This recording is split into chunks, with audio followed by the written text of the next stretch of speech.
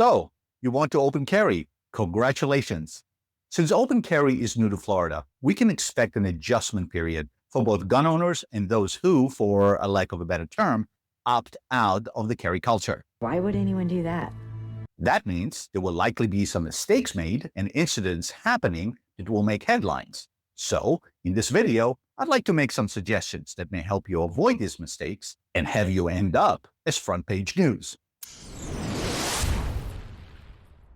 Mistake number 1. Don't open carry for the wrong reasons. As you can imagine, I follow the comments on many 2A videos, and there is way too much bravado and loud rhetoric about constitutional rights. True, the Second Amendment is an inalienable right. We ought to never take it for granted, defend it, and exercise it. But it doesn't necessarily mean we have to open carry just because we can and be in everybody's face about it. Why the hell not? We are legally allowed to do it. That's a loud enough statement. So, if you do it for the right reasons for you. Because it's more comfortable. Because you are proud to exercise your right. Because you have a beautiful looking 19 or 2011, and hiding it would be sacrilegious. Make the reason you open carry a personal one. Otherwise, you're just loud and frankly, immature. What did you just call me? Mistake number 2. Don't draw attention to yourself. How you dress is your business. But if you start to wear camouflage clothing and tactical vests with your AR-15 in public just because you can, and you're not on military or law enforcement duty, you're well within your rights. But you're also an idiot. What in the world are you trying to prove? That you're a warrior? That you're proficient with your firearm? If you are, good for you. But all you do is just stand out like a sore thumb and make most people around you uncomfortable. Dress the same way you normally do. Blend in as much as possible. And don't give away anything that might lead others to call law enforcement on you, or worse, make you the first casualty of bad intentions. Mistake number 3. Don't change who you are. Some people can't handle more power. They let it get to their head. They become louder, more arrogant, and sometimes careless. That makes them dangerous. With more power comes more responsibility. And when that power is visible to the naked eye of those around you, the responsible thing to do is to stay grounded and authentic. Gonna get all philosophical on me. Don't give those who know you as a great guy or gal any reason to distance themselves from you because you changed for the worst. Don't give any reason for strangers to feel uneasy around you because you're acting like a tough guy because you think you can. If you were a dick before you open carried, you'll probably become a bigger dick. Although, I'd urge you to reevaluate your attitude and use open carry as an opportunity to come back down to earth. And if you're just a regular happy-go-lucky folk, please remain that way.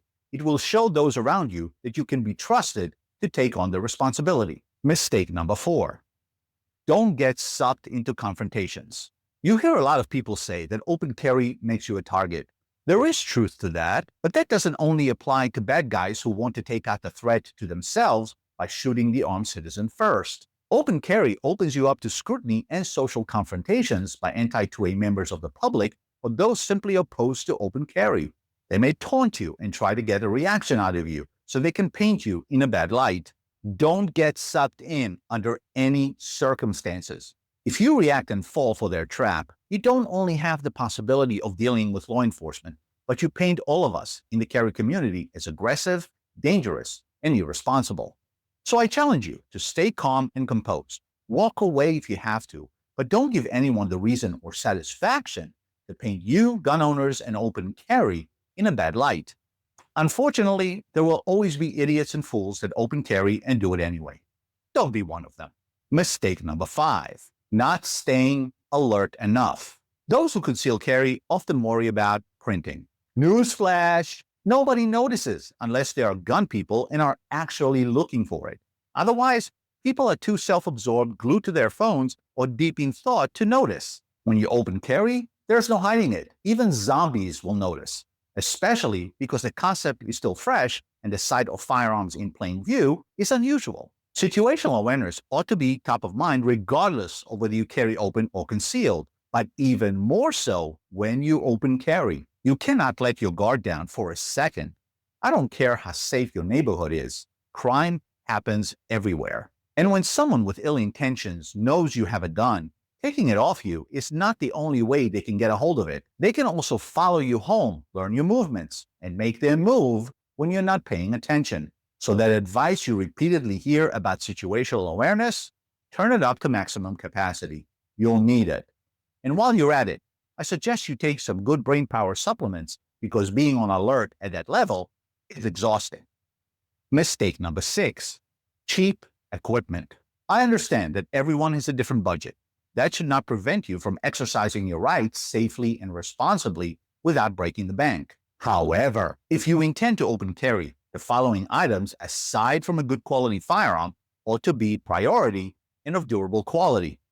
First, a strong belt that will firmly carry the weight of your pistol and make a snug fit with the clip of your holster so it stays firmly in place, especially when you draw your firearm from it. If the belt is not wide enough and you attempt to draw aggressively under the surge of adrenaline, you may end up with a pistol still firmly in your holster as you attempt to use it. A 1.5-inch wide belt will usually fit most holster clips, including the overhang type that come with out-of-the-waistband holsters. Core Essentials is my first choice belt at about $55 to $65.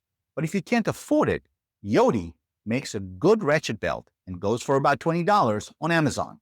Now, some open carry holsters have slits for the belts to go through. Those slits are also mostly about 1.5 inches long. Second, an outside-the-waistband holster made of good quality Kydex or stiff leather, which cover the trigger guard and has a retention mechanism. If you carry a long rifle, have a sling that can withstand a deliberate pull by an aggressor without snapping. And third, non-lethal options.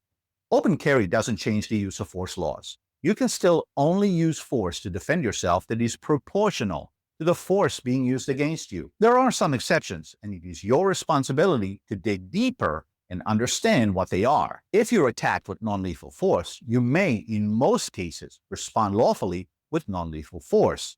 Pepper spray, a tactical pen, and in some instances, even a tactical flashlight can be very effective non-lethal alternatives. If you open carry, you're inviting the possibility of an attempt to involuntarily relieve you of your firearm. The quality of your equipment may buy you some time and perhaps prevent it from happening.